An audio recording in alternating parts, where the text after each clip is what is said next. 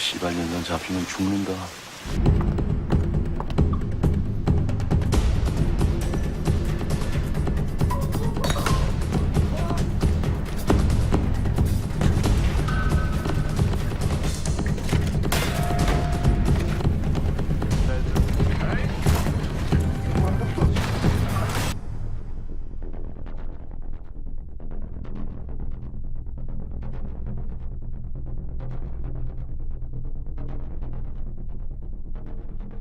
2004년에 이라크에서 그 한국인이 피라미드에서 살해를 당한 사건이 있었어요.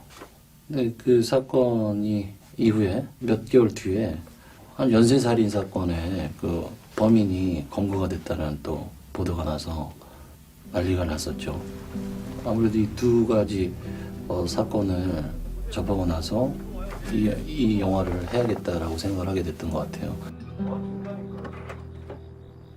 차를 이렇게 되면 어떡해요? 괜찮아요. 금방 나올 건데요, 뭐. 이쪽이요.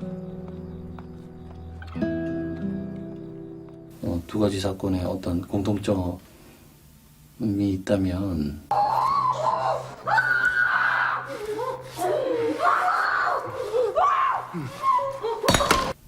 납치를 당한 그 피해자가 모두 다 살인을 당한 경우인데 그 납치 후 그 살해를 당하기까지의 그 과정과 또 그 심정 뭐 이런 부분들을 감히 좀 생각을 해봤더니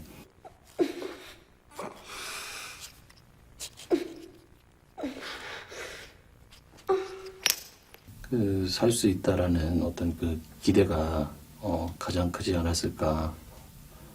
그들이 무엇을 가장 갈구했겠는가. 희망이었던 것 같아요. 아무도 없어요? 분명히 그들은 그런 기대를 했을 텐데 외부에선 저뿐만 아니라 우리가 다 알고 있는 그런 기대를 저버리는 그런 움직임들이 있었던 걸로 기억을 합니다. 그 외부의 모두였던 것 같아요. 이러한 상황들로 인한 어떤 감정들, 이러한 것들이 이 시나리오를 쓰게 만든 것 같습니다. 시나리오가 굉장히 신선했고, 시나리오에 그 담겨 있는 어떤 느낌이 굉장히 좀 특이했어요. 그냥 특이하고. 굉장히 심도 있게 읽혀지더라고요. 예. 그러면서 굉장히 그 시나리오 자체가 갖는 힘이 정말 어마어마한 느낌이 들어서 바로 연락을 했어요. 이 영화 하고 싶다고. 굉장히 푹 빠져들어서 지금 본 것 같고, 그래서 제가 굉장히 이 영화 재밌다 이런 생각을 많이 가졌었어요. 구조적이고 장르적인 어떤 특성들이 정석적으로 굉장히 잘 살아있다는 느낌을 받았어요. 그러면서도 그런데 이제 머물지 않고 여러 가지를 더 갖고 있었죠. 그런 것들이 이제 제한된 공간이라는 어떤 창의성,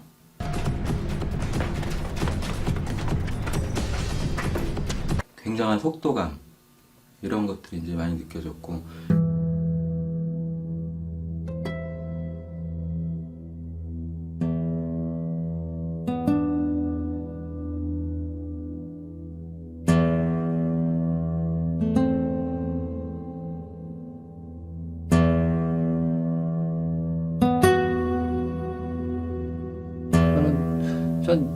저희 영화 비슷한 장르의 영화들을 좋아하는 편입니다.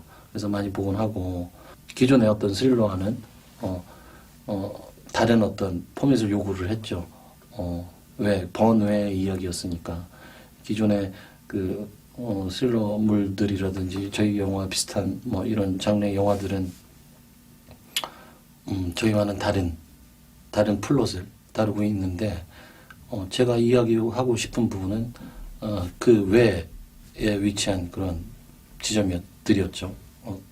그래서 자연스럽게 이런 구조가 생겨난 것 같습니다. 돌아보겠네. 나 진짜 아무것도 모릅니다, 정말로. 이 사람들. 형, 여기 아니야. 나가 임마. 당신 여기서 시체한 거라도. 미진이가 없잖아. 지금 여기가 여기라고. 미진이 찾아놓은 데가 여기고. 이 말이 안 되잖아. 최소한 저는 그렇게 느꼈던 것 같습니다. 현실에서 그 Kitus 밀실 안에 Trailers, 있는 그 visita mi canal. 피해자의 기대에 걸맞게끔 는 아니더라도 그를 위해서 땀을 한 방울이라도 흘렸던 자가 있었는가. 마이킹을 1,500이나 땡겨간 년들이 잠수 탔어. 지나가는 개새끼한테 처음 물어봐라. 애들이 팔려고 한 건지 튄 건지. 씨. 땀 한 방울 흘린 사람이 없었다라고 느꼈어요.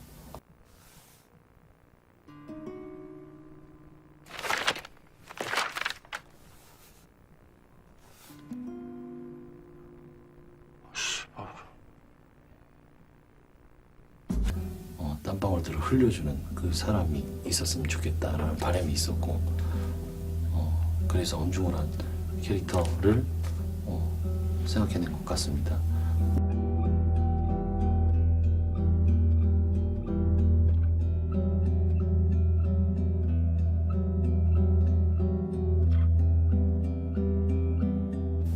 가장 그 사건을 둘러싸고 있는 그 사람들 중 가장 부정적인 캐릭터에게 그 땀 흘릴 수 있는 영화 속에서의 어떤 자격을 부여하고 싶었어요.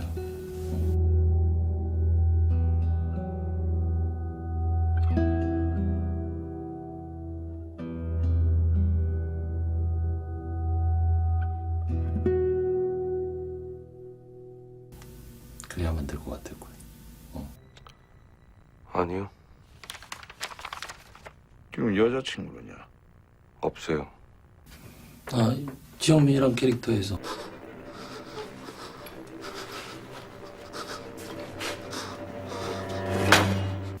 이중성이죠. 안 팔았어요. 죽였어요. 뭐? 아니요. 지금 뭐라 그랬잖아요. 뭘요? 어떤 말을 해도 그 말 속에 무엇이 진실이고 무엇이 거짓인지를 알 수 없고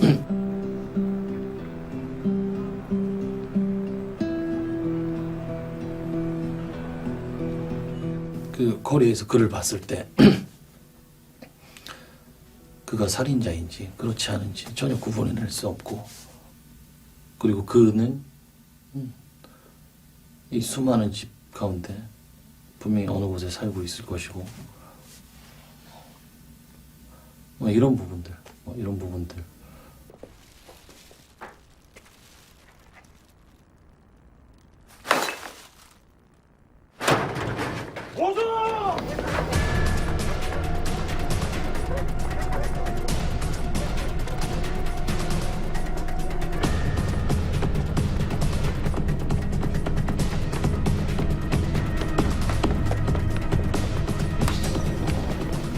시나리오에서 담고 있는 모든 내용들을 다 담아내는 그런 블록은 존재하지 않았죠.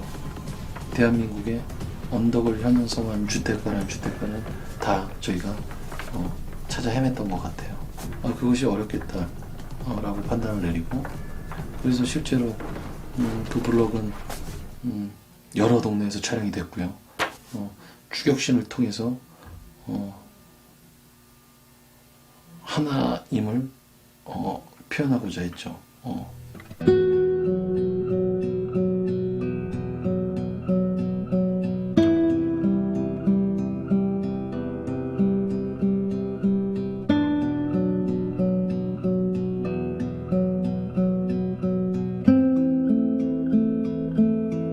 영화 속에서 봤던 그 주택가가 내가 살고 있는 지금 내가 집을 가기 위한 이 주택가의 이 골목길과 흡사하다는 그런 느낌을 최대한 많은 관객들이 받기를 원했고요.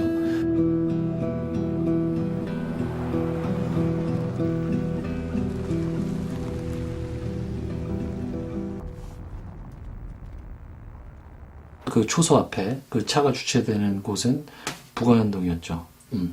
거기서 그 골목길은 영화에서 굉장히 중요한 위치죠.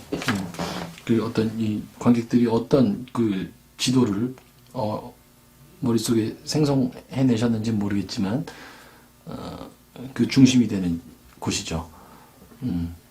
스태프들이 굉장히 만류를 많이 했죠. 서울 시내 어떤 그런 주택가에서 그렇게 장시간 동안 촬영을 하게 되는 경우는 피해야 할 텐데 자꾸 이렇게 제가 이런 요구를 하고 이렇게 고집을 부리니까 근데 막상 촬영해 보니까 아니나 다를까 그분들 말씀이 옳다는 걸 느꼈어요. 너무나 힘들더라고요.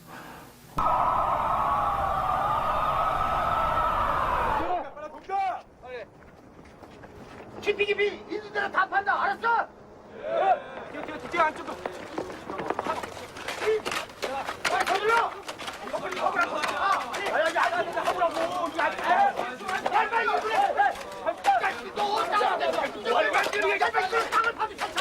석재소는 법적으로 그 어떤 도시 안에 그 위치에 있을 수가 없다고 그러시더라고요.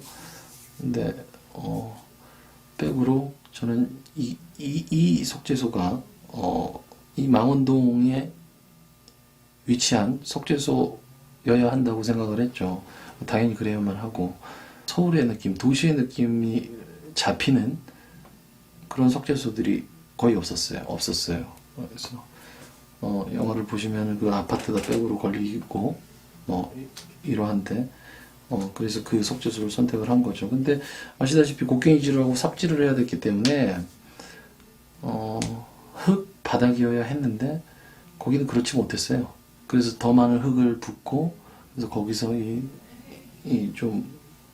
그 표현을 하고자 그 느낌을 내고자 셋업을 했던 것 같아요. 저희 영화의 이 영화를 보신 관객들께서 돌아가시는 길에 이 영화를 떠올리시고 어떤 공포를 느끼셨으면 좋겠다라고 생각을 했습니다. 사회에 이런 일이 일어나고 있으며 이런 일들에 대해서 많은 분들께서 더 많은 어떤 관심을 기울이셔야 된다고 생각을 했고 그렇게 된다면 저는 잘 모르겠습니다만 어떠한 변화가 분명히 생기지 않을까라는 기대를 했기 때문입니다. 바다 새끼야. 추격자는 1박 2일 동안 일어나는 스릴러 형식을 취한 영화인데요. Kitus Trailers. 디자인 Visita mi 자체가 canal. 어쩌면 스릴러 장르 영화의 색깔보다는 좀 더 드라마적이고 좀 더 다큐멘터리 같은 그런 느낌의 영화라는 생각이 들고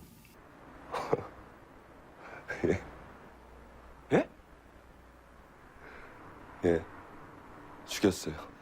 그 아예 범인을 처음부터 밝혀주고 이렇게 풀어나가는 내용이잖아요. 근데 씨발로 잡히기만 해봐.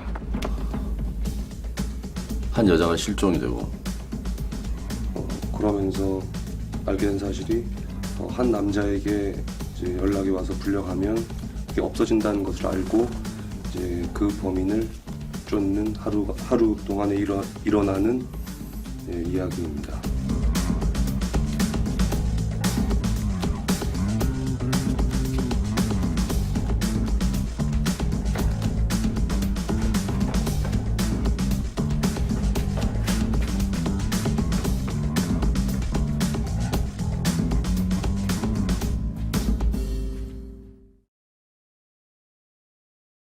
전 저희 영화 비슷한 장르의 영화들을 좋아하는 편입니다. 그래서 많이 보곤 하고 제가 평상시에 보고 느꼈던 그런 지점들 그런 부분들을 최대한 제가 처음 하는 이 영화에서 그런 부분들이 없었으면 좋겠거나 혹은 생겨났으면 좋겠다는 생각을 했었고요. 어떤 특정한 장소가 아닌 서울의 거리, 서울의 주택가, 서울의 골목, 서울의 시내, 밤거리 등등에서 일어나는 일들인데 굉장히 생날 것이라는 느낌을 받았어요. 참 진짜로 처음에 이렇게 머리가 하얘졌었어요.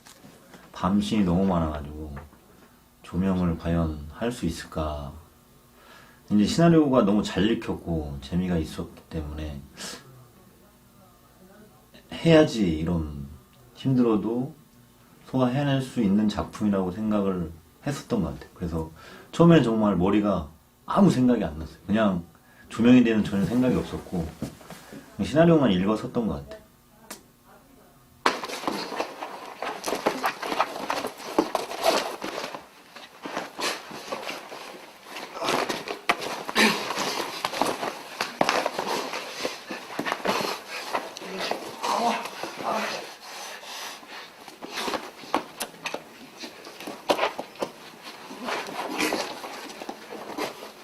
두 남자 주인공은 악입니다. 예. 선을 넘은 자와 그렇지 않은 자, 선을 넘은 악인과 선을 넘지 않은 악인, 이거 두 악인의 이야기인데, 그간 뭐 이 영화가 다루는 범죄, 예, 이러한 범죄를 저지른 여타 어떤 그 사람들을 여러 사람들을 좀 알아보고자 했습니다. 예. 영화는 어떤 그런 부분을 중요하게 얘기하지 않습니다만 은유적으로라도 표현을 해야겠다라고 생각을 했습니다. 그것이 딱 부러지게 무엇다라고 표현할 수는 있기는 굉장히 뭐한데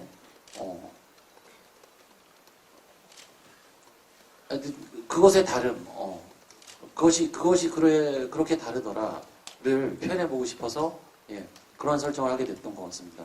영화 속의 등장 인물들이 그 캐릭터를 처음 만날 때처럼 그렇게 좀 제한된 정보를 좀 만났으면 좋겠다는 생각을 했습니다.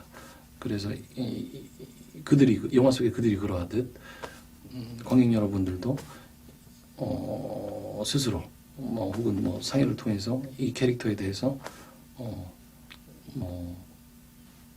어떤 그 판단을 내리시길 원했습니다. 또 하나는 개인적으로 이런 범죄를 저지른 그 인물이 어떤 사유를 갖고 있던 간에 용서될 수 없다고 생각을 했거든요. 그래서 이런 범죄를 저지른 사람들이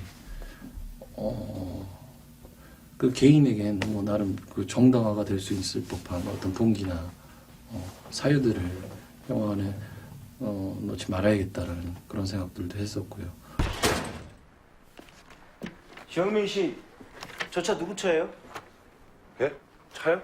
예. 그거 아는 사람 차인데. 아는 사람 누구요? 예? 이름이 뭔데요? 그 기억이 잘 안 나요. 그 사람 연락처는 알아요? 그 집에 있는데. 이게 영화에서든 실제에서든 이와 비슷한 사람들이든 영화 속의 지영민이든 하여튼 이 사람의 입에서 나오는 그 말에 대한 신빙성이 의심이 되더라고요. 지영민 씨 핸드폰이 011인가 016인가? 016이요. 핸드폰 없다면서요? 예? 이 사람이 무슨 말을 하든 그 중에는 사실도 있을 것이고 거짓도 있을 텐데 다시 한번 묻자. 죽였어 안 죽였어? 죄송합니다. 이런 새끼가 다 있냐? 다른 어떤 곳을 통해서 이 사람이 정보를 얻어낼 수가 없었겠죠. 그러면 그 사람의 말을 믿어야 하는가? 그래서 이 사람에 대한 데이터를 쌓아야 하는가? 모두 믿을 것인가? 그렇지 않을 것인가? 영화 속에서도 그러합니다. 그래서 영화에서 캐릭터의 과거를 알 수 있겠다 싶은 그런 부분들 역시도 관객분들이 알아서 판단할 수 믿으실 수도 있을 것이고 거짓이라고 판단할 수도 있을 것이고 그러다 보니 지금 질문하신 이런 지영민의 어떤 불명확함들이 생겨난 것 같습니다. 자, 레디, 사운드. 191에 161에 하나. 액션.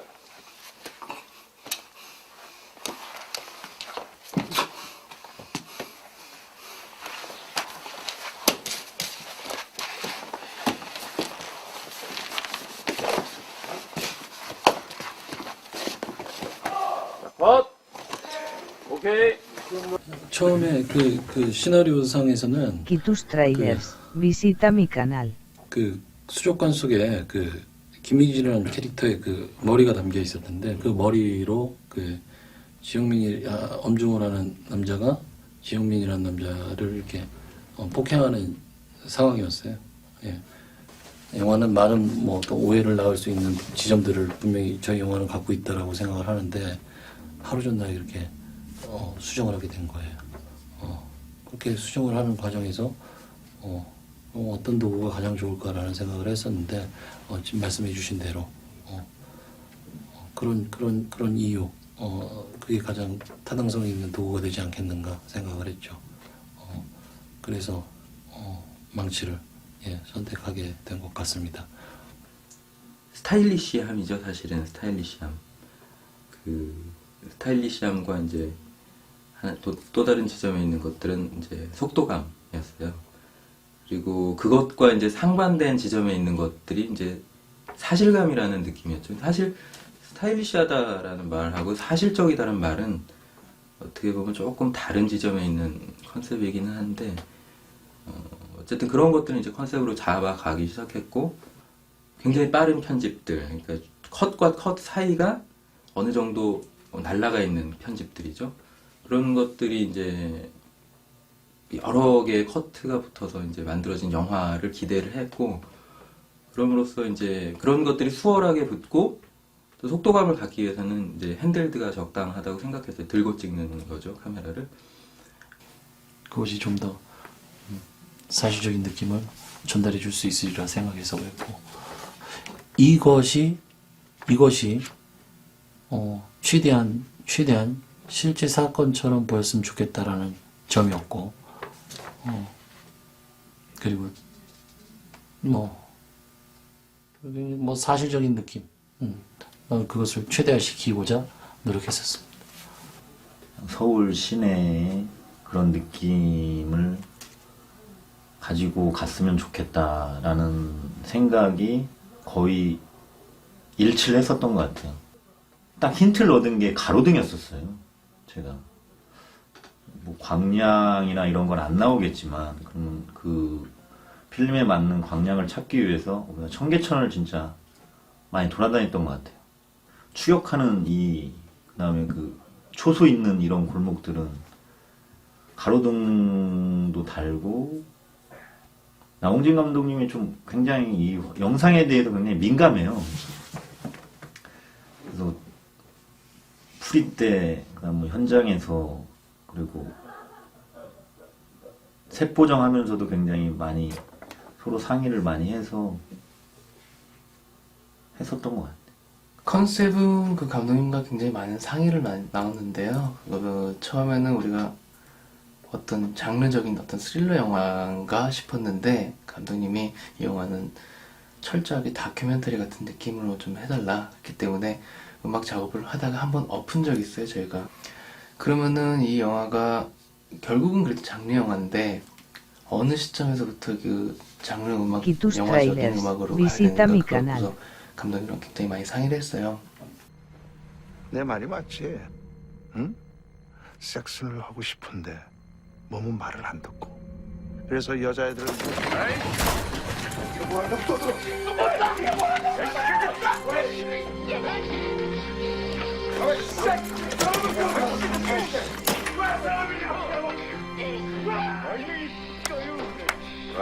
결론적으로는 취조실로 잡아서, 취조실부터는 보신 분들도 아시겠지만 이제 음악이 그때부터는 좀 변화가 되거든요. 그래서 엄중을 좀 많이 따라가는 식으로 되고, 그 전에는 이제 감독님이 원하시는 게 잘 쓰시는 표현인데 날 것 같은 음악이었으면 좋겠다.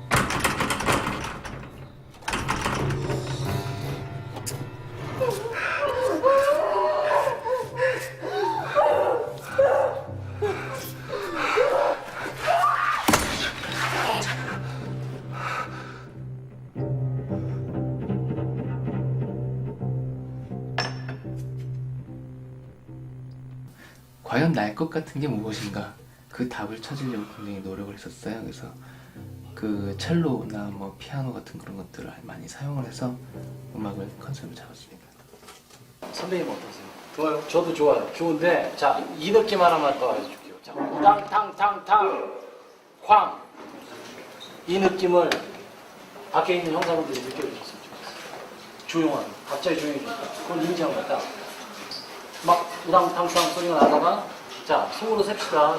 그 액션하면 3.5초, 그래 4초를 줄게요. 4초. 4초, 3초로 3초. 셋을 세고 조용해지면 돼요. 그리고 나서 그 리액션이 있어야 돼요. 그 액션이 있어야 돼요. 그리고 나서 2초 후에 중호가 나옵니다. 그래야지 들어가봐 자연스럽고. 자, 선배님 지금 연기는 저는 좋았어요. 지금 다 타이밍 다 좋았고 지금 좋았어요. 그것만 추가해서 한 테이크만 더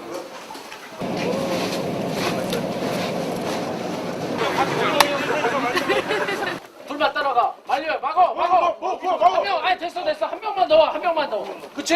여기서 갈 거라고. 아니 오지 마 아직. 오지 마. 왜 이렇게 힘이 세요? 감독님 처음에 몰랐는데요. 한 중반 회차 넘어가면서 와, 이 사람은 신인 감독의 그런 걸 전혀 느낄 수 없는 한 두세 작품 한 기존 감독님으로 생각했어요. 그러니까 정말 똑똑하다라는 걸 느꼈고 굉장히 직설적인 표현도 쉽게 해주셨어요. 저희는 작업할 때 오히려 그게 더 편하거든요. 그렇게 숨기시는 것보다 여긴 이래서 이런 거 같고 여긴 이래서 좋은 거 같고 뭐 이런 식의 얘기들을 되게 편하게 하셔서 작업이 되게 진행이 빨랐고 감독님이 얘기하시는 한마디 한마디가 와닿았어요. 되게 충분히 와닿아서 감독님을 이해하는데 되게 빨랐고 현장에서의 그 열정, 뭐 이 사람이 어떤 일을 하더라도 반대를 못하고 그랬던 이유가 그 열정이 너무 컸기 때문에 따라가고 힘들었어도 버텼던 것 같아요. 사실은 나홍진 감독하고 추격자를 작업하기 전에 조그마한 재밌는 단편 영화를 한 편 찍었었어요. 그때는 서로 간에 모르던 시기였죠. 잘 이 사람은 어떤 사람인가, 어떤 영화를 만들던 사람인가를 잘 모르던 시기에 만나서 많은 대화를 나누지 못하고 영화를 찍었던 것 같아요, 그 당시에. 근데 이제 나홍진 감독님이라는 분은 굉장히 좋은 영화를 만드는 사람이고 장편으로 넘어오게 되면서는 사실 더 많은 이제 회의를 필요로 하죠. 더 많은 대화를 필요로 하고 스태프들도 훨씬 많아지고 이런 것들을 통제해 나가는 힘, 작은 거를 만들 때와 큰 거를 만들 때는 아무래도 규모가 많이 틀리니까 그랬을 때 보여준 나홍진 감독이 이제 스태프들을 끌고 나가는 힘이라든가 용기, 처음에 생각한 컨셉을 끝까지 밀고 나가는 어떤 뚝심 같은 것들은 정말 대단하다고 생각해요. 대단하고 저조차도 만약에 나홍진 감독이 이끌어주지 않았으면 다른 방법으로 쉽게 찍었을 장면들을 전공법으로 찍어낸 것들은 앞으로 이런 장면들은 이런 방법들을 쓰면 수월하게 찍을 수 있겠구나라는 소중한 경험이 됐죠. 굉장히 좋은 기억이었고 좋은 영화를 만드는 느낌이 이런 거구나 라는 느낌을 알게 해줬고 참 고마운 사람이죠. 하루 이렇게 반만에 거의 이렇게 하는 건데 그것을 연결을 계속 생각을 해야 된다는 게 많이 힘들었죠. 그렇죠. 그 부분은 그 좀 꼼꼼하게 저희가 준비를 하고 더 치밀하게 이렇게 촬영을 해 나갔어야 된다고 생각을 합니다. 저희 촬영은 영화의 순서대로 찍을 수 없는 법이고 이 연결은 뭐 맞춰져야 하기 때문에 밤을 새서 뭐 그런 준비를 하는 과정 이 분명히 있었죠. 저희 뭐 의상팀, 분장팀 그리고 연출팀.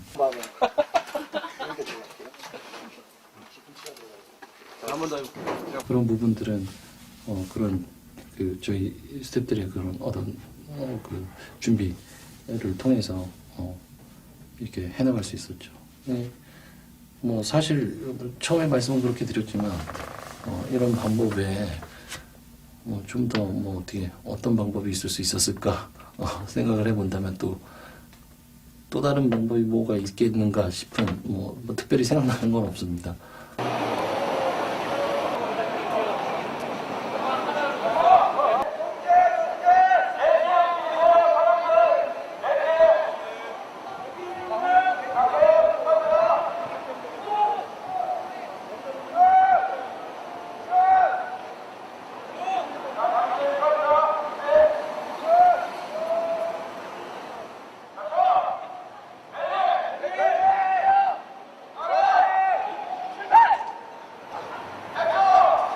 그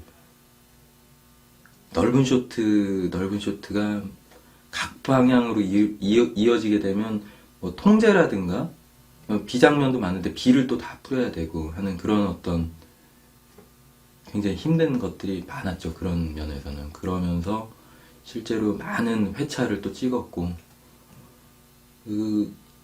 끝나갈 때쯤엔 굉장히 힘들었어요. 근데 딱 끝나니까 안 힘들더라고요.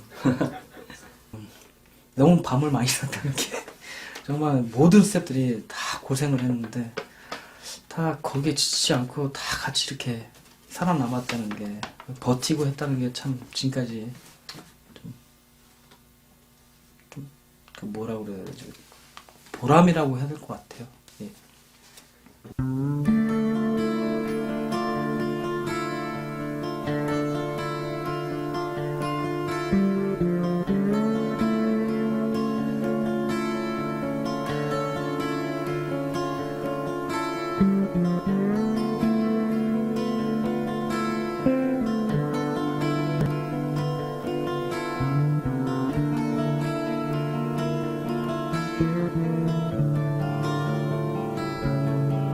중고등학교 때 수학여행을 가기 전날 밤처럼 설레임처럼 거기를 이렇게 걷고 있는 모습이나 레드카펫을 걸어 올라가는 모습들은 사실 굉장히 제 개인적으로는 굉장히 설레이는 경험이었고, 추격자를 이제 미드나잇 스크리닝에서 토요일 밤에 했을 때는 비가 오고 계속 영화가 마지막 상영이다 보니까 이제 앞에서 밀리다 시작하니까 한 1시간 반 정도 밀려서 늦게 시작했는데 들어갔는데 2,000석이 다 꽉 차 있는 거예요. 그 영화 끝난 다음에 그 박수를 쳐주시는데 영화를 잘 봐주셨구나 이런 느낌을 받을 수 있었거든요. 정말 감동적이었던 것 같습니다. 정말 많은 감동을 받았고요. 좋은 기억이었던 것 같습니다. 영화를 찍으면 다 같이 뭐 고생하는 부분은 당연한 거고 어떤 영화든 간에 개인적으로 추격자가 준비 기간부터 개봉하기까지 정말 오랜 시간이 또 걸렸었고 열심히 진짜 뚝딱뚝딱 열심히 했었던 것 같아요. 그러한 우리 팀이 깐에 갔기 때문에 더더욱더 의미가 있었고 너무나 감동적인 하루하루였던 것 같아요. 그래서 참 개인적으로는 굉장히 이것 때문에 너무나 좋은 소리를 많이 들었고 끝나고 나서 난 분명히 이 영화를 내가 음악을 했다. 물론 공동을 같이 했지만 우리가 했다. 이런 뿌듯한 어떤 자부심을 가질 수 있을 거라 생각했는데 마침 그렇게 된 것 같아서 정말 기쁘네요. 스태프들한테 너무너무 저도 스태프이지만 밑에 계신 스태프들한테 너무너무 감사했던 것 같아요. 제가 이전에 다른 영화들에서 느꼈던 그런 비슷한 감정들과는 다르게 되게 이 영화 정말 재밌다 라는 느낌이 확 왔어요. 그리고 뭐 관객 여러분들도 뭐 그런 것들을 잘 도와주셨고 그런 어떤 좋은 영화를 항상 스태프들은 만들어가는 느낌들이 있는데 그런 것들이 내 눈으로 실제로 확인하는 느낌? 그런 것들이 이제 굉장히 즐거웠고 아까 말씀드렸다시피 좋은 영화를 만들어가는 느낌들 하나하나 끌로 파가면서 만들어가는 느낌들이 저한테는 굉장히 소중하고 잊을 수 없는 기억인 것 같아요.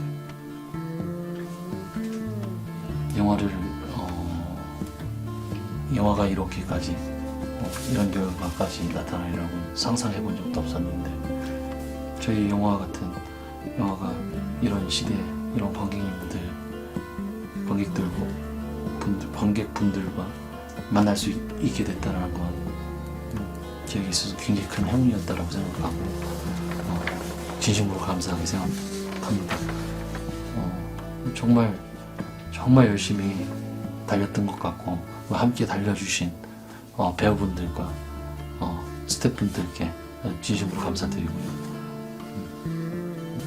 그리고 다음 작품도 열심히 해서 좋은 작품 만들어냈으면 좋겠습니다.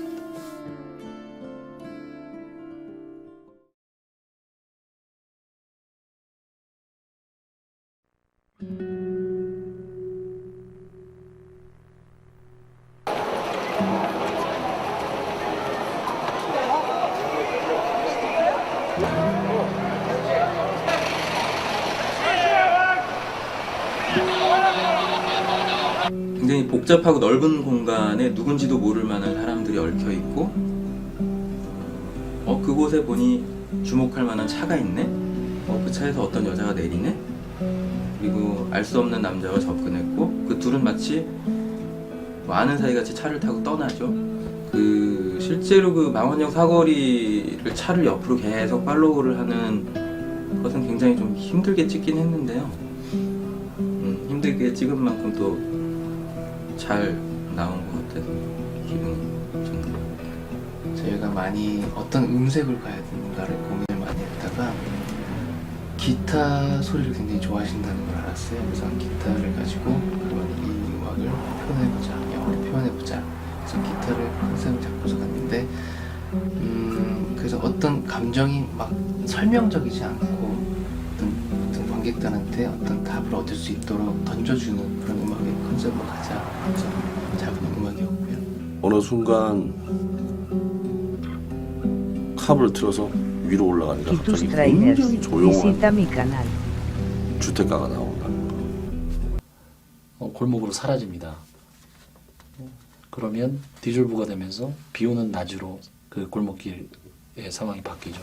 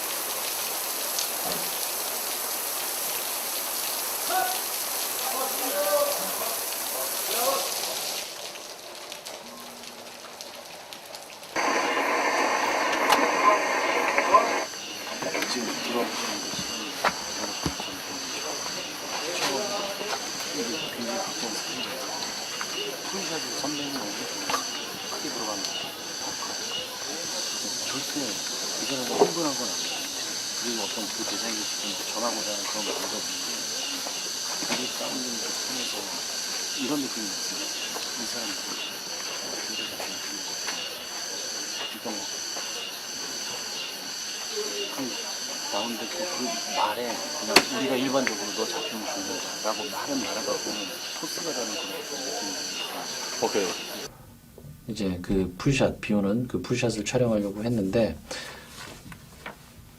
해는 지려들고 그리고 그 범위는 너무나 넓다 보니까 비를 이렇게 설치를 하기가 너무 시간이 오래 걸릴 것 같더라고요. 근데 그때 갑자기 뭐 번개 뭐 구르릉 하는 이런 소리가 들리더니 비가 엄청나게 쏟아지기 시작하는 거예요. 그래서 설치하던 것들을 다 다시 빼내고 해가 지기 전에 그 샷을 촬영할 수가 있었죠. 그런 것들이 그 타이틀에 어떤 감독이 담고자 했던 제 얘기는 이런 걸 담고 싶습니다라고 얘기하는 것 같아요. 예.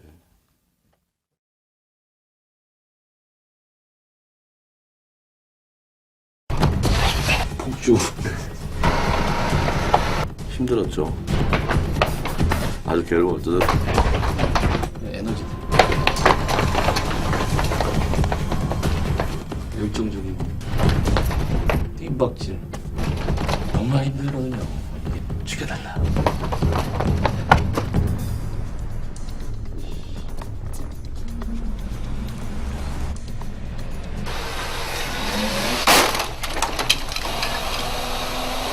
괜찮으세요? 일단 내리시. 아니 내가 바빠서 그러니까 땡손이 여전히 딴소리 하지 말고 전화 걸어줘요 빨리. 산출에 22연호. 둘. 액션.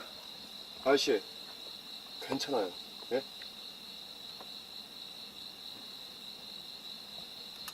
뭐 하여튼 그런 다르게 해볼게요. 네, 지금 너무 착해. 네. 이 범죄 사실을 너무 스스로가 이 범죄라고 너무 도덕적인. 그 추격신 만나서 자동차가 부딪혀서 추격을 하고 액션 씬을 하고 그다음에 파출소에 가기 지구대에 가기 전까지의 그 씬을 한 분량상으로는 거의 한 달 정도 찍었던 것 같아요. 예, 워낙 또 처음 딱 부딪히고 하는 부분이 너무나 중요했기 때문에.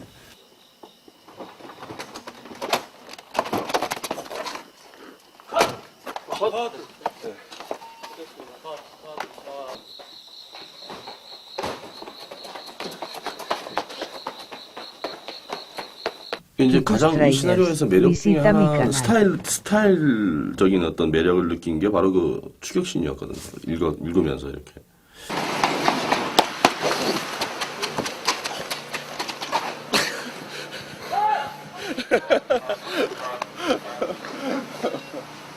아 그래? 그거 여기서 찍을 거니까. 이제 갔다 왔어요. 침대 갔다 왔지. 우리는 뛰느라고 아주 괴로웠죠. 또 하정우 씨가 또 워낙에 또 이게 나이키 모델을 할 정도로 이 달리기에 또 육상에 또 뛰어난 사람입니다. 실제로 이제 영화를 보게 되면 관객들이 느슨해지는 포인트가 있잖아요. 그런 것들을 이제 작전적으로 속도감으로 한번 관객을 쭉 따라오자고 하고 싶은 생각들이 있었어요. 감독과 이제 저에게. 그래서 그 실제로 굉장히 힘든 좁고 계단이고 뭐 이런 골목길들이었는데 정말 갖가지 방법을 동원해서 인물을 따라가는 쇼트들로 구성을 한 거죠. 실제로 골목길이라는 곳은 깊은데 이 깊은 이 범위를 다 라이팅을 하지 않으면 필름에 담기지가 않을 것이고, 그래서 그 짧은 샷들을 다 촬영하기 위해서 저희 조명팀에서 굉장히 고생을 많이 해주셨죠. 조명이 다 이루어진 공간들이니까 라이트를 안 한 공간이 없어요. 가장 힘들었던 공간들이죠. 그게. 그러니까 뭐 육체적으로도 밑에 있는 친구들이 너무 힘들었고 스케줄도 너무 빡빡했고. 그러니까 아주 굉장히 박진감 넘치는 음악을 해달라고 하더라고요. 그래서 리듬을 사용한, 그러니까 어떤 선율적인 그런 음악이 아닌, 선율적인 음악이 들어갔으면 좀 뭐랄까요, 좀 장르 영화가 확 느껴졌겠죠. 무슨 헐리우드 영화처럼 어떤 뭐 오케스트라가 빠빠빠빠 한다던가 이랬으면은 그런 느낌이었을 텐데, 어떤 선율적인 것들 거의 다 배제시키고 타악기로만 연주를 해서, 그래서 실제로 이렇게 막 드럼도 녹음도 하고 각종 음악들, 그런 사운드들도 이용해서 그 부분을 표현을 했고요. 내려라.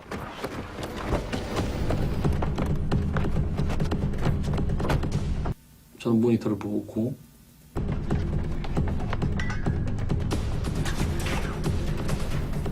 배분이 넘어졌죠. 왠지 했지만 컷은 안 했거든요. 배우분이 벌떡 일어서서 뛰시는 거죠.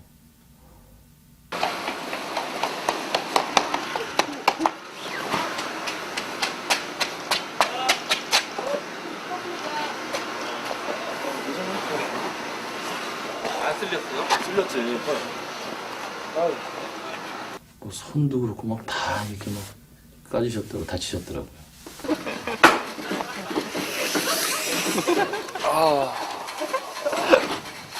잠깐만요. 이거 잠깐 가지고.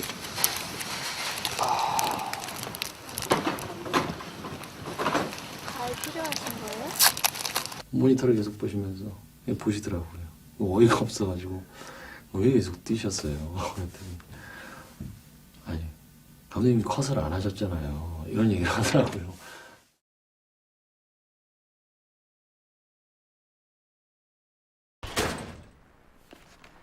지영민 씨, 저 차 누구 차예요? 예? 차요? 예. 아는 사람 차인데. 아는 사람 누구요? 예? 이름이 뭔데요? 그 기억이 잘 안 나요. 분명하지 말았으면 좋겠다는 건 있었어요. 영화 안에서 굉장히 중요한 장면이라고 생각을 했었어요. 그래서 저는 좀 이 날은 그래서 여유 있게 스케줄을 잡아놨을 뿐더러 무조건 나올 때까지 찍어야 되는 상황이라고 생각하고 각오를 하고 있었죠. 뭐 심각하거나 어렵게 생각하진 않았어요. 예. 그냥 일단 지구대 안에 있는 그런 상황을 그냥 즐기려고 노력했던 것 같아요. 거기 지구대에 있는 그 경찰들도 도리어 저보다는 엄중한테 뭐라 그러고. 이 사람 연락처는 알아요? 집에 있는 거예요. 궁금해요? 그런 상황들을 되게 그냥 그 안에서 연기를 하면서 아 이거 참 재밌는 상황이구나 라는 거를 이렇게 좀 많이 이렇게 좀 가볍게 생각을 했었던 것 같아요. 핸드폰 없다면서요? 예? 핸드폰 어디 있어요? 집에요. 집에요. 근데 왜 핸드폰 없다 그랬어요?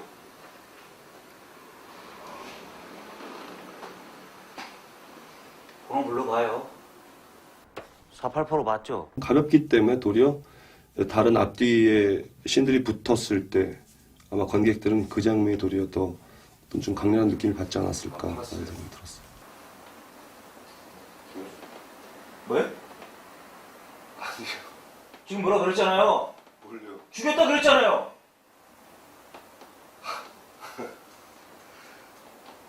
네. 에?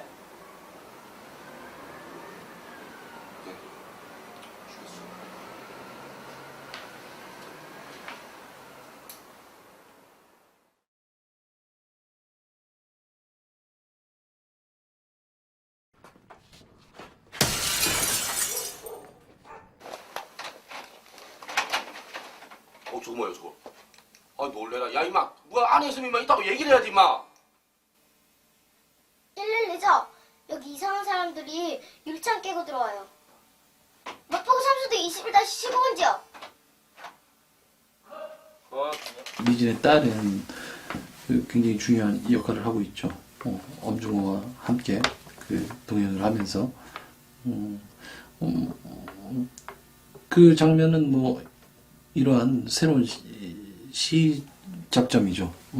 영화의 새로운 이 시작점이고 재미있는 상황들을 좀 유도를 했던 것은 저 영화 안에서 이 은지의 등장 그리고 은지의 또 그 퇴장 이 시간 안에 둘의 어느 정도의 교감과 이런 부분들을 Kitus 쌓아야 했다는 Trailers. 거죠. Visita mi canal. 둘.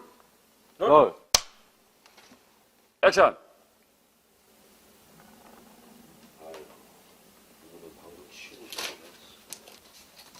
지금 뭐 하는 거예요? 야 너 저리로 가 있어. 왜 나만 머리카락을 가져가요? 이 새끼 저리로 가라고. 안 자냐? 어? 아저씨나 집에 가서 자요.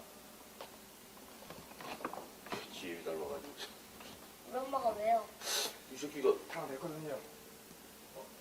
애를 자기 논리나 자기 지식이나 살아온 지식 같은 걸 가지고 애를 대하다 보면은 애한테 당할 수밖에 없는 상황이더라. 그런 것들이 아마 페이소스를 전달하지 않았나 그렇게 생각합니다.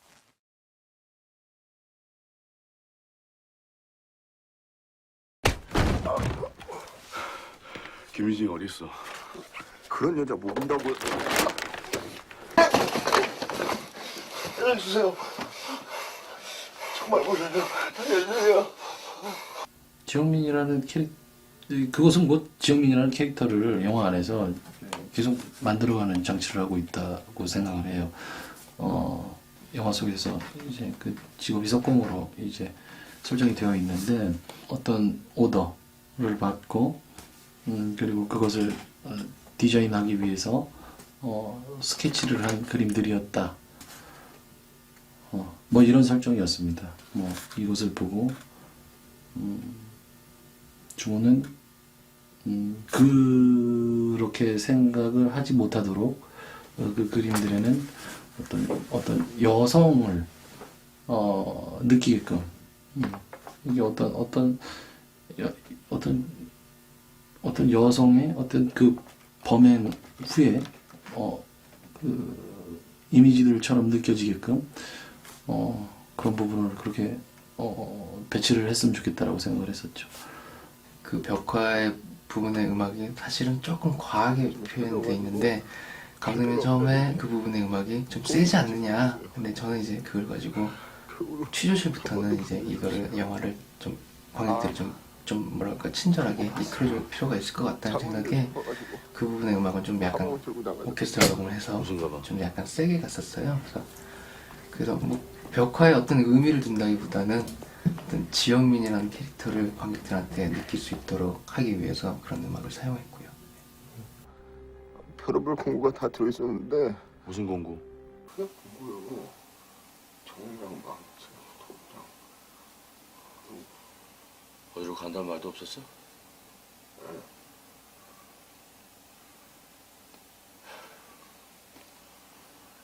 거기서 이제 유일한 단서를, 그러니까 사실은 결정적인 단서죠. 그 열쇠 꾸러미에서 열쇠가 맞는 집을 처음 발견한 거고, 거기서 이제 그 지영민이가 그린 그림을 발견하게 되는데,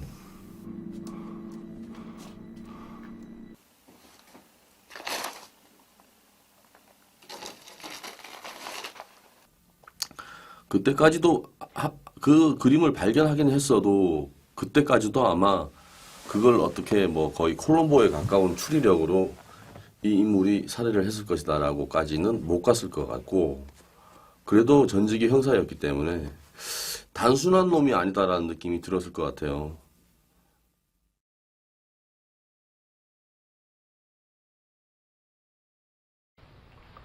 여자를 사귀어 본 적이 있어요? 네. 제일 길게 사귄 게 얼마나 돼요?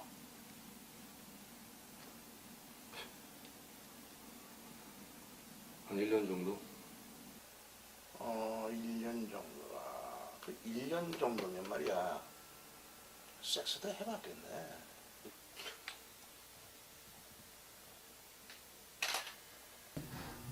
분명히 살해 동기가 그 분석관의 그 취조와 일치할 수도 있을 것이고, 아니면 이거 페이크일 수도 있을 것인데, 이자의 입에서 혹은 이자의 행동에서 나오는 그런 행동이나 말들은 어느 정도를 믿을 것인가, 혹은 모두 믿지 말아야 될 것인가, 모두 믿어야 될 것인가, 이런 고민이 되더라라는 말씀을 드렸었죠.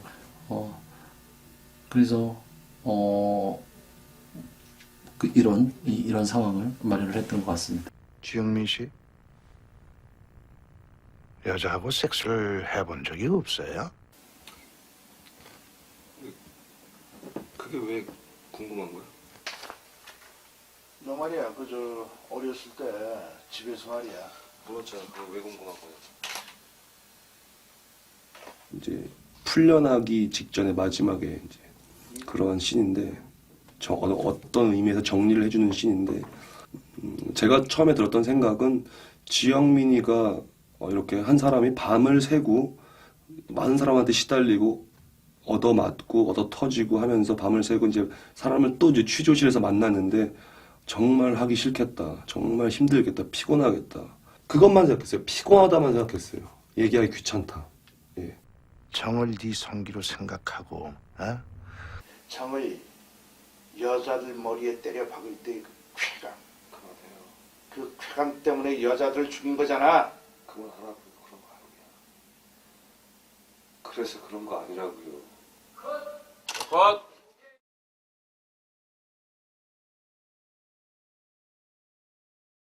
아줌마. 혹시 망치나 몽둥이 같은 거 있어요? 왜? 그래. 저기 몽둥이 넣고 여기 망치. 청각이 거기 그러고 있으니까 참 든든해서 좋네.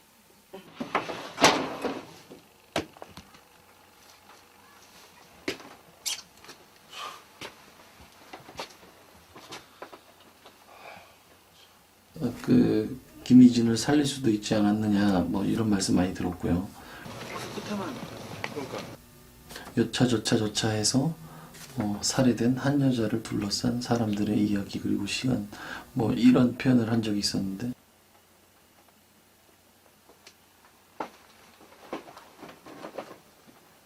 시작부터 그녀의 죽음에 대해서 Titus Trailers. 이야기를 할 수밖에 Visita mi 없는 canal. 거고, 그래서 그렇게 시작을 하게 된 거죠. 그 장면 같은 경우는 아예 모니터 확인도 못했어요. 너무 끔찍해서. 예. 망치로 내리치고 피가 날아다니고 살점이 날아다니고, 그러니까 모니터를 보지 않았던 제일 큰 이유는 그거를 보면서 조금이나마 조금 양식적으로 연기를 하지 않을까라는 생각이 들었었어요. 그렇게 하면 또 지금까지 끌고 온 거하고는 또 톤이 틀려지니까 아예 그냥 지영민은 영화 속에서 무감정으로 그냥 자기의 먹잇감이 밖에 나왔는데 아유 어떡하겠어 하고서 진짜 그냥 조금만 있어라. 두더지 뿅망치 내리 찍듯이 그거 가벼운 마음으로 내려 찍으면서 그랬을 텐데 그 씬만큼은 철저하게 어떤 제가 연기할 때는 좀 다큐멘터리적으로 그렇게 날 것 같이 연기를 해야겠다라는 생각이 제일 1번이었어요. 예.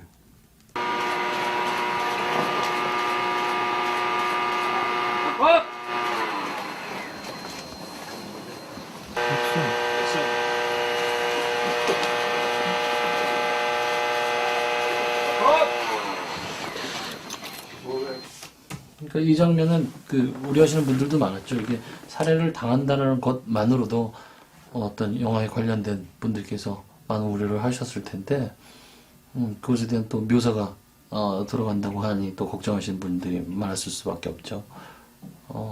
그래서 그 부분에 대한 어떤 그 생각으로 그 대안으로 뭐 어떤 고속 촬영을 선택을 했고 음악에서도 마찬가지로 많은 악기가 들어간 그러한 음악보다는 이게 단순하고 또 그 심플하고 그리고 굉장히 서정적인 그런 음악으로 이게 포장이 됐으면 좋겠다라고 표현이 됐으면 좋겠다고 생각을 했었습니다. 액션.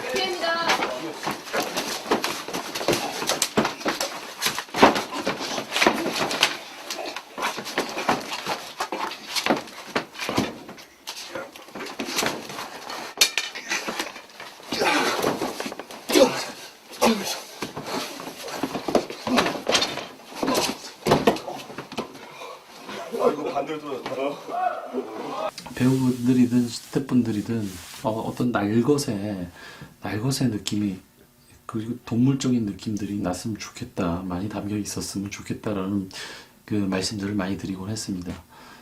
그러니까 리허설이라는 것도 없었고 어떤 뭐 합을 맞춰서 뭘 해야겠다라기보다는 그냥 큰 아웃라인만 정하고 여기서 문 앞까지만 가는데 어떻게 피하고 어떻게 말로 충분히 계획을 짜고 그리고 나서 이제 슛겸 테스트로 간 거죠.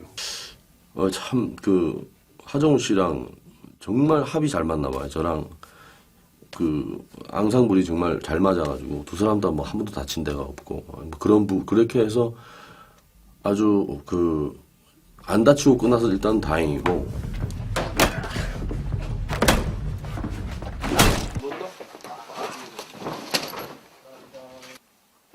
191에 56개 하나. 액션.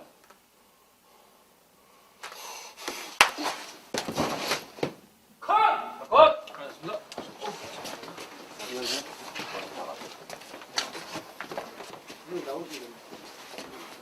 나오신다. 완전히 나오세요. 선생님, 완전히 나오세요. 안 보이게 완전히 나오세요. 알았어. 조금 있다. 그 태양이 잡아야 되죠. 실제로 그 공간에 처음에 시나리오 컨셉은 불이 하나도 켜져 있지 않은 곳이었어요.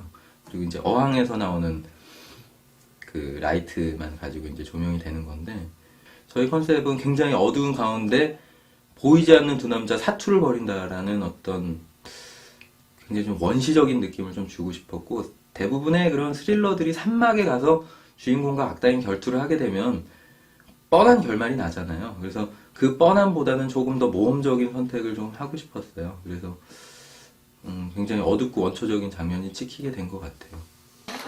우와! 던져버려요, 일로. 야, 우와! 이렇게 던져버려요? 그래서 나는 더 왼손이 낫지 않을까 싶어. 왼손. 또 내 몸이 이렇게 돌거든요. 그러면 얘가 나를 잡고, 야래. 한번 해보겠습니다. 들어갔다. Kitus Trailers, visita mi canal. 24로 잽싸기로. 예, 전리 24. 구조감이 너무 깔끔한 것 같은데. 191에 에이, 70. 하나, 둘, 액션 나오네. 액션! 하나, 둘.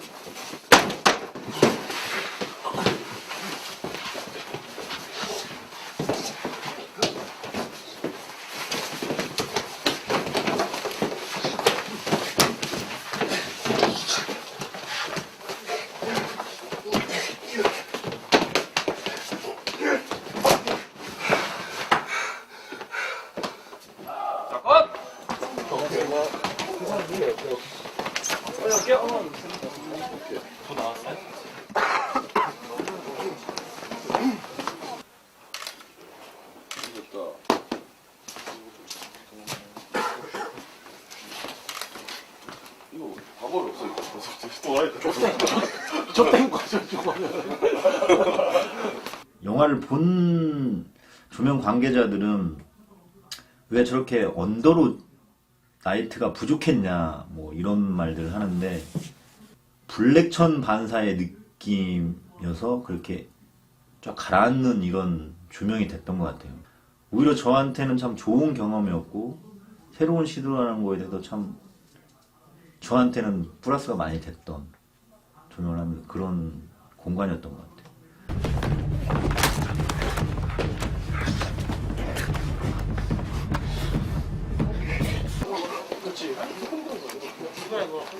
아니, 뭘 치고 치워.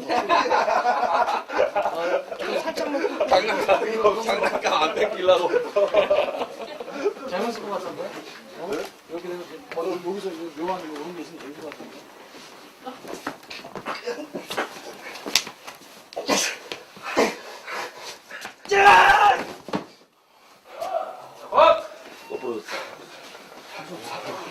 나 아버지 괜찮았지. 이게 우리가 오른쪽이란 말이야. 요거 하나 이게 부러지는 바람에 여기 지금 가다 힘을 못 뺐어.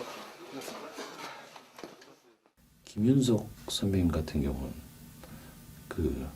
뭐 그분의 연기에 대해서 뭐 더 이상 더 이상 뭐 영화 보신 분들 느끼실 것이고 더 이상 거론할 뭐 여지가 없을 정말 연기를 잘하시는 좀 명배우라고 생각을 합니다. 더불어서 또 하나는 저한테 현장에서 김윤석이라는 배우의 존재는 뭐 어떤 제 등 뒤에 버티고선 든든한 산 같은 존재였던 것 같아요. 현장에서 가장 큰 이제 그 조력자였고 지원자였고, 예. 그리고 뭐 이 영화를 위해서 가장 뭐 핵심적인 내용을 상의할 수 있는 또 그 동업자였고, 그 연기를 제하고도 그렇게 생각하는 정말 훌륭한 배우라고 생각을 하고요. 지랄이야 진짜. 씨발놈아 오라지라 좀 봐. 나가는 거. 내보내.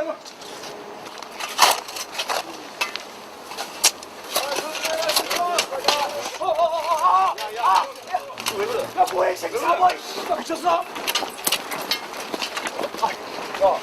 왜? 뭐 때문에? 왜? 이 신발 교회 나가면은 미진이. 야 임마 걔 죽었어. 죽어도 벌써 죽었다고. 엄중호는 사실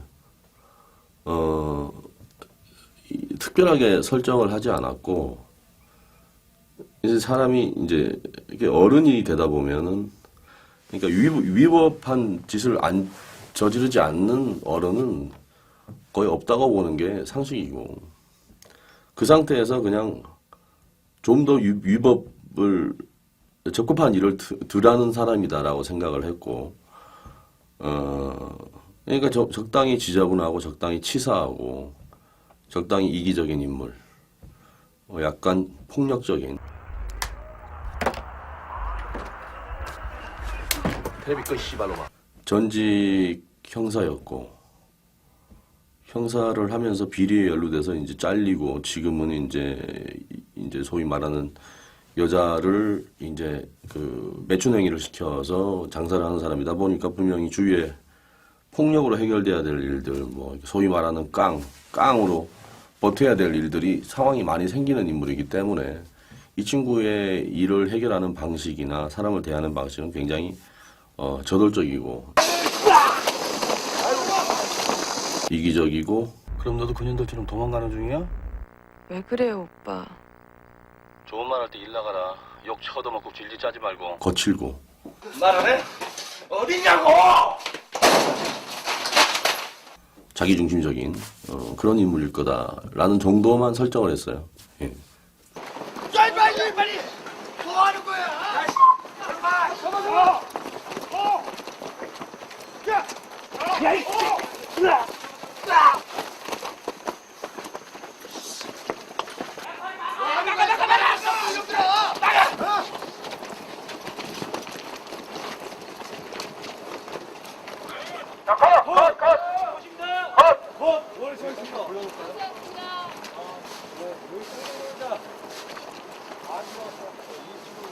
시나리오를 읽어보고 시인에 대한 어떤 내 생각을 가장 정확하게 감독에게 얘기를 해서 대화를 나눈 거였어요. 그것이 가장 제가 생각할 때 이제 조심해야 될 것이 동상이몽하는 상황이 제일 괴로운 상황이죠. 그런 것들을 빨리 깨기 위해서 가장 솔직하게 감독한테 이 상황은 이럴 거다. 이 상황은 이렇게 생각한다. 아니다. 이 상황은 이럴 거다. 라는 대화를 해서 모든 씬을 그렇게 만들어 나가는 준비를 가장 많이 했던 것 같아요. 목격자들에 의하면 서울시장이 맞은 검은 봉지에는 걸쭉한 진갈색의 물체가 적혀 있었습니다. 에이씨, 밥맛 떨어지. 우리 엄마 어디 있어요? 일한다니까. 근데 머리카락 가져가요. DNA 검사하려고 하죠? 저는 이 사람이 그 짧은 시간 동안 변했을 거라고는 생각하지 않았어요. 사람 누구에게나 있는 그 선함이 관객에게 보여진 것이라고 생각을 했고, 그리고 영화의 내용이 갖고 있는 그 상황들이 그렇게 움직일 수밖에 없게끔 물어갔다고 생각을 합니다.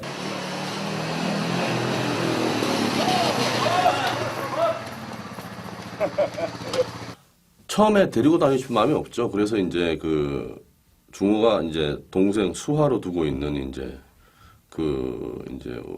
오조시로 나오는데, 오조시라는 인물한테 이제 맡기려고 어떻게 하든지 맡기려고 전화를 해서 이제 애 하나 맡아줄 데 없네, 알아봐라. 이러다 저러다가 이제 그런 거죠. 중호도 따지고 보면 그런 거를 맡길 만큼 주변에 이 인간관계가 넓지를 못하다는 것이 증명이 된 거고, 마찬가지로 미진이도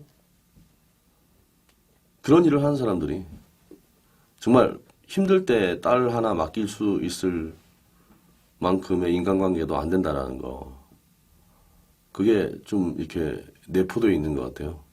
그 중호도 맡길 데가 없으니까 얘를 길에다 놔두고 갈 수는 없는 거예요. 그래도 미진이 딸인데.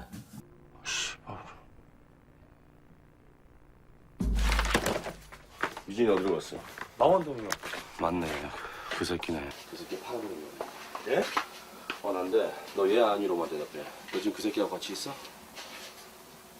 선님하고 같이 있냐고. 가장 일반적인 이유죠. 일단은 처음에 그 지영민이라는 인물이 내가 거느린 여자 3명. 그러니까 나한테는 이제 그게 자산이죠. 이제 여기서는 여자 장사를 하는 포주로 나오니까 내 재산을, 내가 굉장히 소중하게 여기는 재산을 셋이나 앗아가 버린 놈이기 때문에.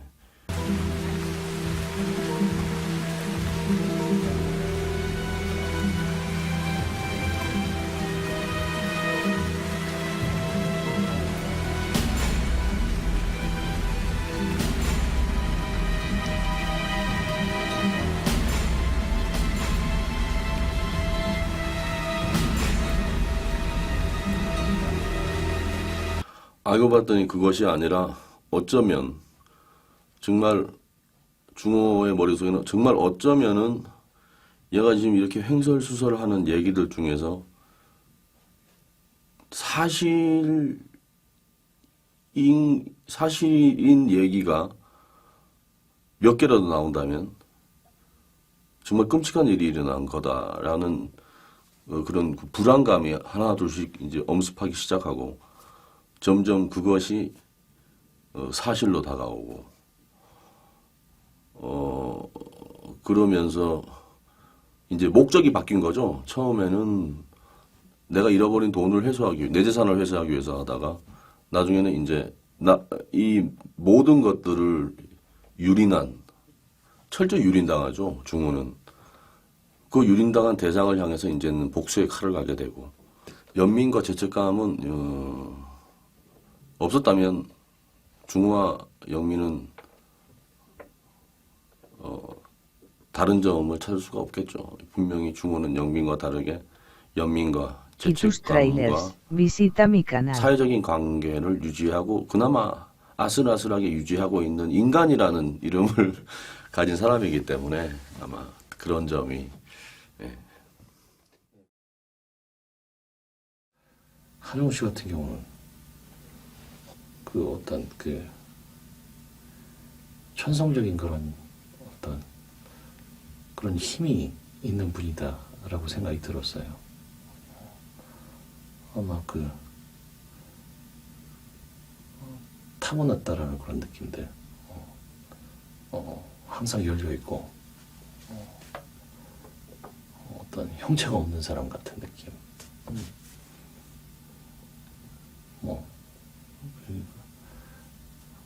물 같다는 느낌이었어요. 이 배우는. 이 배우를 어떤 그릇에 담느냐에 그 그릇의 생김새가 문제이지. 이 배우는 그것이 어떤 변화이든 또 무엇이든 다 받아들이고 소화해낼 수 있는 그런 배우다라는 생각을 했습니다. 대답 똑바로 안 해?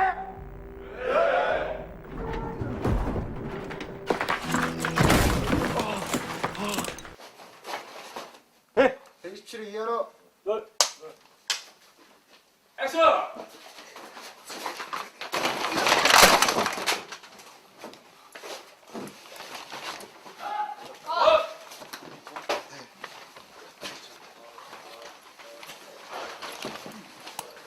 액션!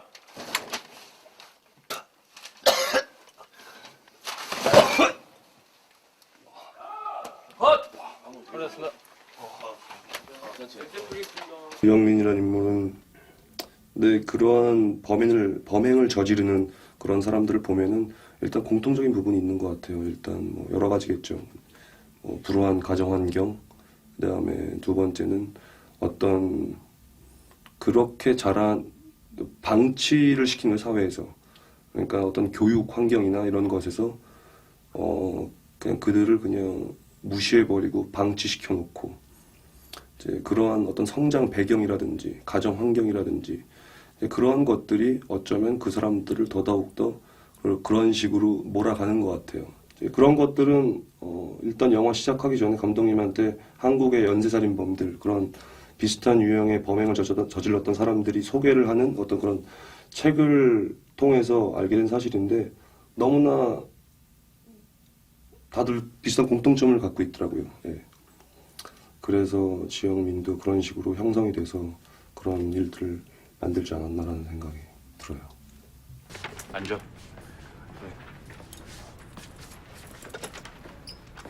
그러니까 정으로 친 거야, 정을 대놓고 망치를 친 거야? 정해야 되고 그렇게 하루 정도 놔두면 피랑 지저분한 게 다 빠지거든요. 네, 감시반. 그럼 토막 내고 무너지는 거죠.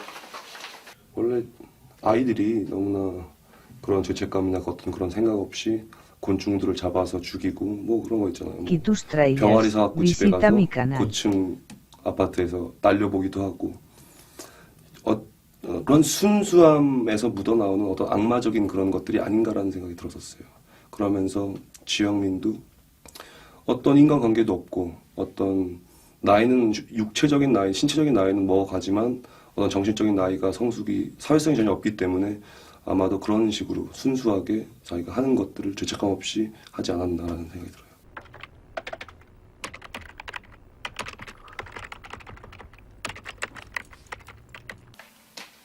앉아 있어라. 씨발 까부치는데.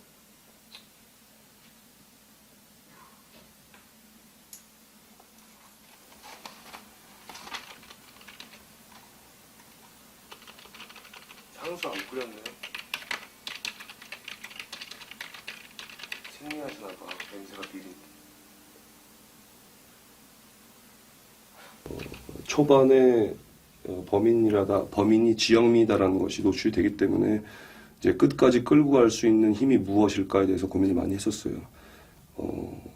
그래서 그러니까 또 연쇄 살인범이라고 하면은 또 좀 많은 영화에서 소개가 됐잖아요. 또 그렇기 때문에 또 요즘 관객들은 또 많은 영화나 어떤 방송 드라마를 통해서 그러한 인물들을 많이 접하게 되고 이러한 장르적인 영화를 많이 접하게 되니까 어떤 또 기대치가 굉장히 클 거라고 생각이 들었었어요. 그러면서 새로운 표현 방법 무엇이 있을까, 어떤 식으로 담아낼까에 대해서 어떤 그런 창조적인, 누구나 갖게 되는 창조적인 그런 뭐 고통이겠죠. 그런 부분, 예, 그게 제일 아마 힘들지 않았나, 고민을 많이 하지 않았나. 그러니까 뭐 피분장이라고 단순히 영화 속에서 이렇게 보여지는 스크린을 통해서 저렇게 그냥 관객은 그냥 자연스럽게 하루가 지나서 아 저렇게 피를 묻히고 하는구나.